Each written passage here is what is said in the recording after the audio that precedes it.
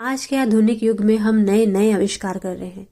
विगत कुछ वर्षों से ये बात सिद्ध हो चुकी है कि ऐसे कई चीज़ें आज हम बना रहे हैं जो उसका हमारे धर्म ग्रंथों में पहले ही वर्णन दिया गया था। यह इस बात को सिद्ध करता है कि सनातन हिंदू धर्म न केवल अति प्राचीन है अपितु वैज्ञानिक भी।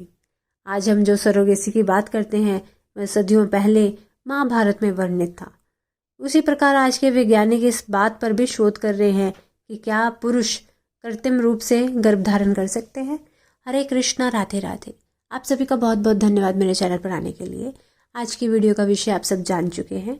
अगर आप मेरे चैनल पर नए हैं तो मेरे चैनल को सब्सक्राइब कर लीजिए और साथ ही बेल आइकन को भी प्रेस कर दीजिए ताकि हर वीडियो की नोटिफिकेशन आपको मिलती रहे। और अगर वीडियो अच्छी लगे तो कृपया वीडियो को लाइक कीजिएगा, शेयर कीजिएगा और कमेंट ज़रूर करके बताइएगा। हम सब ने श्री राम के वंश के बारे में पढ़ा है। ब्रह्मा जी के बाद एक राजा हुए महाराज युवनाश्व। महाराज युवनाश्व अपने आप में अनोखे हैं क्योंकि उन्होंने पुरुष होते हुए भी गर्भ धारण किया था। इस कथा का वर्णन हमें नारद पुराण में मिलता है। युवनाश्व की पत्नी का नाम गौरी था। विवाह के बहुत वर्षों के बाद भी दोनों निसंतान रहे। संतान प्राप्ति के लिए महाराज युवनाश्व ने वन जाकर तप करने का निश्चय किया। उन्होंने राजपाठ मंत्रियों के हाथ सौंपा और वन जाकर तपस्या करने लगे। उसी दौरान उनकी भेंट महर्षि भृगु के पुत्र च्यवन ऋषि से हुई। जब महर्षि च्यवन ने महाराज युवनाश्व की समस्या सुनी तो उन्होंने उन्हें सांत्वना देते हुए कहा कि यज्ञ के प्रभाव से उन्हें संतान प्राप्त हो सकती है। तब महाराज युवनाश्व ने उनसे ही उस यज्ञ को संपन्न करने का अनुरोध किया।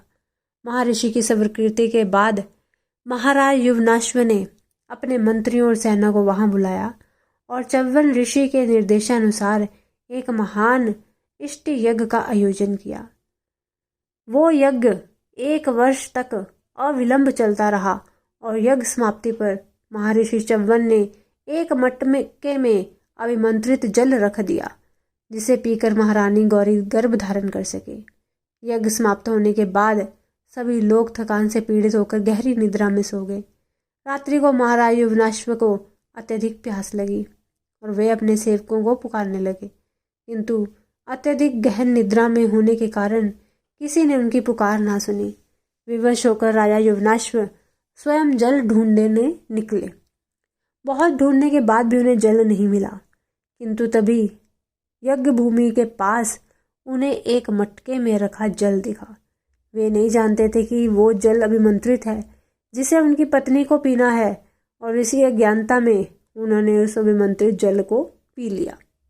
जल पीते ही उनके शरीर में बदलाव आरंभ हुआ और वे अस्वस्थ हो गए। जब महर्षि च्यवन ने यह देखा तो उन्होंने कहा कि जब उनके ही गर्भ से संतान की उत्पत्ति होगी।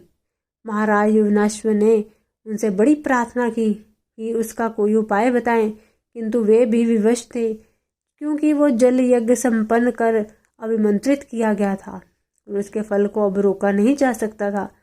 जब संतान के जन्म लेने का सही समय आया तो राजा बहुत घबरा गए। महर्षि च्यवन के लिए भी यह असाधारण स्थिति थी। तब उन्होंने देवताओं के वैद्य अश्विनी कुमारों का आवाहन किया। तब अश्विनी कुमारों ने महाराज युवनाश्व के कोख को चीरकर एक बालक को बाहर निकाला। ऐसा पहले कभी नहीं हुआ था कि किसी पुरुष ने संतान उत्पन्न की हो। इसीलिए इस अद्भुत घटना के साक्षी बनने हेतु देवराज इंद्र सहित सभी देवता वहां उपस्थित हुए। उस बालक के जन्म के साथ एक समस्या ये उत्पन्न हुई कि अब उसे दुग्ध पान कौन कराएगा। तब देवराज इंद्र स्वयं वहां आए और उन्होंने इस बालक के मुंह में अपनी तर्जनी उंगली डाली जिससे दिव्य दूध निकल रहा था। उस दिव्य दूध से तृप्त होकर वे बालक 13 अंगुल बढ़ गया और संतुष्ट होकर सो गया। तब इंद्र ने कहा, मम धाता, अर्थात मैं ही उसकी माँ हूँ। इसी कारण उस बालक का नाम मानधाता पड़ा। देवराज इंद्र ने उसे ये वरदान दिया कि जो चक्रवर्ती वह राजा बनेगा जिसका यश दिग दिगांतर तक फैलेगा। देवराज इंद्र का वरदान फलीभूत हुआ और मानधाता संसार के सबसे महान सम्राटों में एक बने। मानधाता की राजधानी उस समय अयोध्या थी। मानधाता भगवान शिव के बहुत बड़े भक्त थे। उन्होंने नर्मदा नदी के तट पर खंडवा के पास एक पहाड़ी पर शिवलिंग की स्थापना कर तपस्या की और नदी का रुख इस तरीके से घुमाया कि वहां ओमकार बन गया, जो कि आज ओमकारेश्वर ज्योतिर्लिंग के नाम से प्रसिद्ध है। और वह स्थान मानधाता पहाड़ी के नाम से प्रसिद्ध हुआ। बाद में मानधाता अपनी राजधानी यहीं ले गए। यादव नरेश शशबिंदु की कन्या बिंदुमती इनकी पत्नी थी, जिनसे मुचुकुंद, अम्बरीश और पुरुकुस्त नामक 3 पुत्र और 50 कन्याएं उत्पन्न हुई थी। मानधाता ने युद्ध में उस समय के लगभग सभी राजाएं जैसे कि अंगार, मरुत, असित, गय और बृहद्रथ आदि को पराजित कर पूरे पृथ्वी लोक पर अधिकार प्राप्त कर लिया था। सूर्योदय से लेकर सूर्यास्त तक का समय प्रदेश मानधाता का ही कहलाता था। उन्होंने 100 अश्वमेघ और 100 राजस्व यज्ञ करके 10 योजन लंबे और 1 योजन ऊंचे रोहित नामक सोने के मत्स्य बनवाकर ब्राह्मणों को दान दिए थे। दीर्घ काल तक धर्मपूर्वक राज्य करने के उपरांत मानधाता ने विष्णु के भक्तों के निमित्त तपस्या की और भगवान विष्णु के वाराह अवतार का ध्यान करते हुए एकादशी का व्रत रखा, जिससे प्रसन्न होकर भगवान विष्णु ने दर्शन दिए और क्षत्रियोचित कर्म का निर्वाह करने का उपदेश दिया और उपदेश देकर वह अंतर्ध्यान हो गए। और तब से उस एकादशी का नाम बरुथनी एकादशी रखा गया, जो सर्वाधिक फल देने वाली एकादशी मानी जाती है। जब मानधाता ने संपूर्ण पृथ्वी पर अधिकार कर लिया तो उनमें घमंड आ गया और अपने शक्ति का गुमान हो गया और अब वह स्वर्ग को जीतना चाहते थे।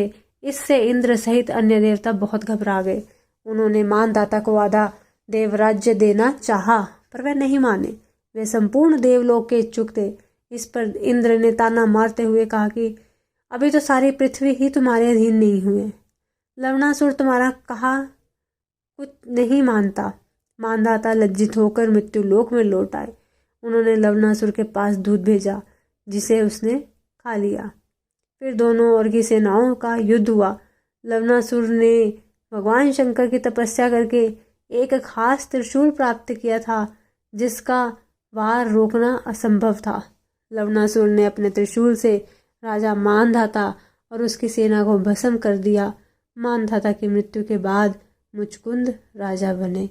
अगर यह कहानी या प्रसंग आपको अच्छा लगे तो कृपया वीडियो को लाइक कीजिएगा, शेयर कीजिएगा और कमेंट करके ज़रूर बताइएगा। मिलती हूँ अपनी अगली वीडियो के साथ। तब तक के लिए सभी को हरे कृष्णा, राधे राधे।